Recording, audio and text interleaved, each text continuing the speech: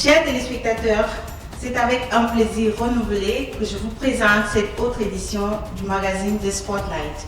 The Spotlight est une production de l'Union africaine de radiodiffusion. Aujourd'hui, comme hier, nous allons vous parler du 7e championnat d'Afrique des Nations, le CHAN, qui se joue ici en terre algérienne. La cérémonie d'ouverture a eu lieu le 13 janvier dernier et depuis ce jour, des matchs se sont succédés dans plusieurs villes du pays.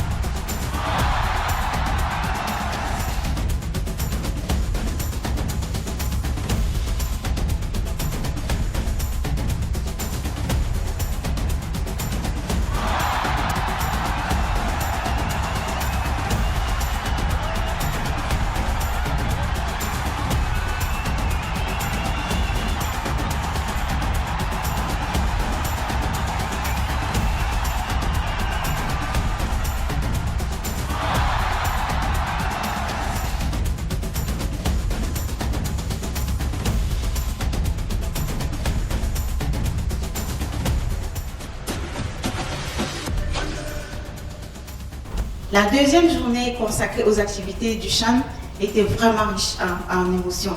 Il y avait 6 pays en compétition à l'est du pays.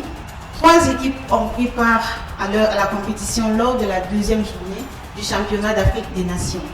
Au stade du 19 mai à Annaba, le Sénégal a croisé le fer avec la Côte d'Ivoire. Cette rencontre s'est soldée par la victoire des Lions de la Teranga.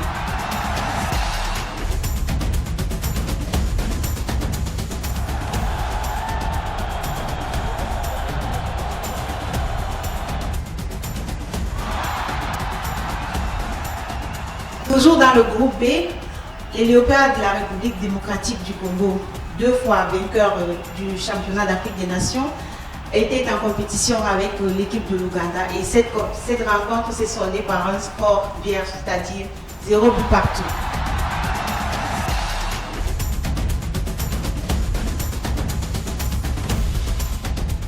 Le stade Nelson Mandela de Baraki à Alger, quant à lui, a accueilli la rencontre entre l'Éthiopie et le Mozambique. Celle-ci s'est toujours soldée par le score vierge, 0 but partout.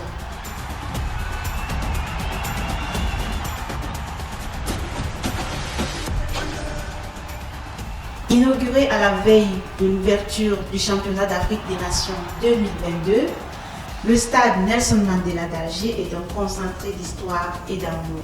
Celui d'un homme hors du commun pour un pays, l'Algérie, terre d'accueil et des combattants de la liberté. Visite guidée d'un stade à l'histoire singulière.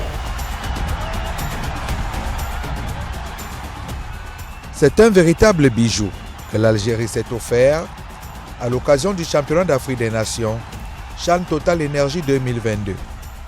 Le stade Nelson Mandela vient corriger en 2023 des manquements en termes de déficit d'infrastructures de qualité pour le football, le sport le plus fédérateur pourtant de ce pays.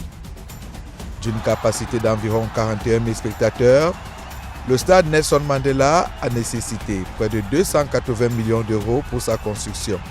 Et voici le résultat obtenu. 22 salons VIP, une tribune de près d'environ 240 sièges, des pistes complètement bitumées, et même si ce stade, qui fait aujourd'hui la fierté des Algériens, ne dispose pas d'une piste d'athlétisme, l'histoire reprendra cependant que le stade Nelson Mandela fut le premier en Algérie à être construit aux normes FIFA. Un stade de qualité en mémoire d'un homme hors norme dont la notoriété a dépassé les limites naturelles de son Swazulu natal pour s'imposer au reste du monde. The entire people of Algeria, we want to say to you, thank you for inviting us to what Madiba considered his second home. Un homme que porte avec fierté le peuple sud-africain, un homme célébré dans cette frasque culturelle des principales tribus d'Algérie.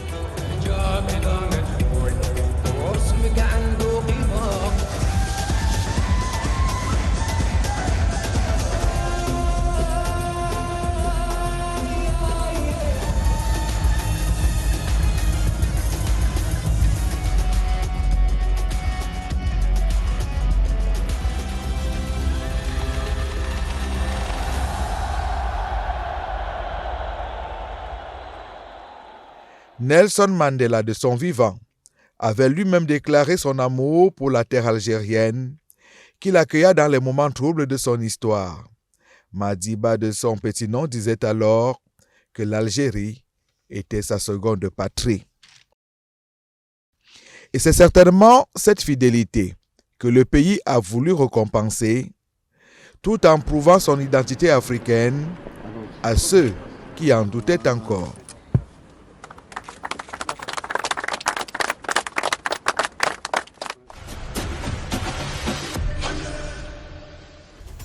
Hello viewer, welcome to the AUB's Chan 2022 Spotlight. My name is Jennifer Asimwe, your host.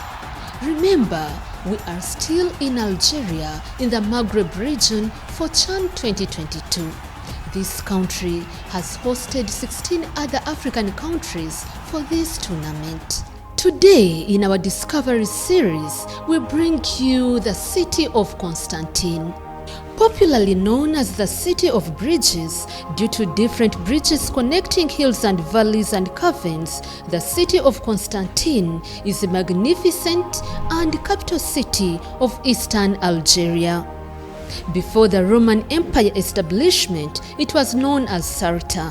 But after the establishment of the empire, that's when it was renamed Constantine in honor of the Emperor Constantine the Great.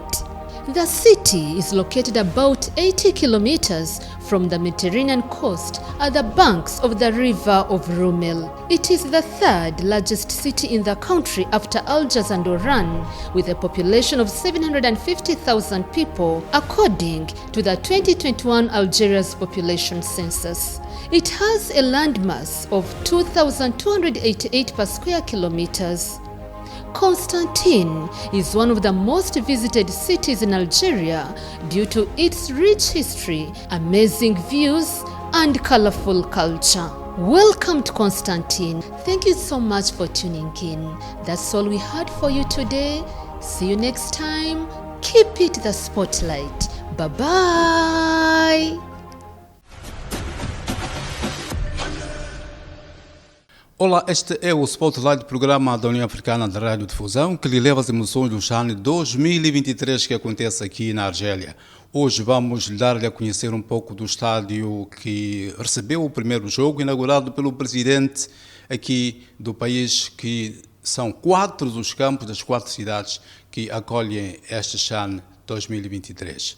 Saiba então que, inaugurado com capacidade para 40 mil pessoas, o estádio argelino homenageia o antigo presidente da África do Sul, Nelson Mandela, que nesta cerimónia foi representada pelo seu neto Mandela, que no seu discurso agradeceu ao governo e ao povo argelino pelo reconhecimento de Madiba na luta de libertação.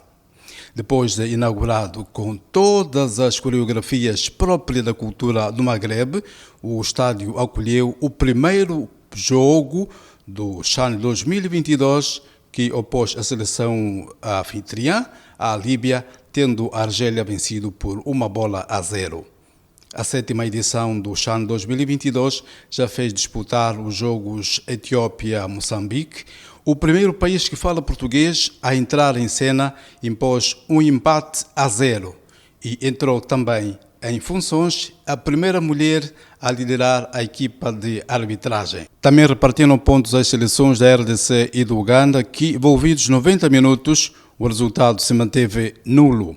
Já a Côte d'Ivoire consentiu a sua primeira derrota diante do forte Senegal, perdendo por 1-0. Constantine, cidade argelina com cerca de 750 mil habitantes e que a sua capital está no leste do país e é uma das terceiras cidades mais importantes da Argélia após a Oran e um importante centro cultural e industrial. Constantina foi fundada pelos cartagineses. Durante este período teve o nome de Salim Batim e depois, sobre o período Núbida, o nome de Sirta, que também dedicou a sua vida a converter muçulmanos naquela época, construindo a igreja de São José das Neves, na zona sul, hoje padroeira da cidade, chamada de Santa Regina, e seu aniversário é comemorado em toda a cidade. Estas e outras matérias fizeram assim o resumo simples do programa que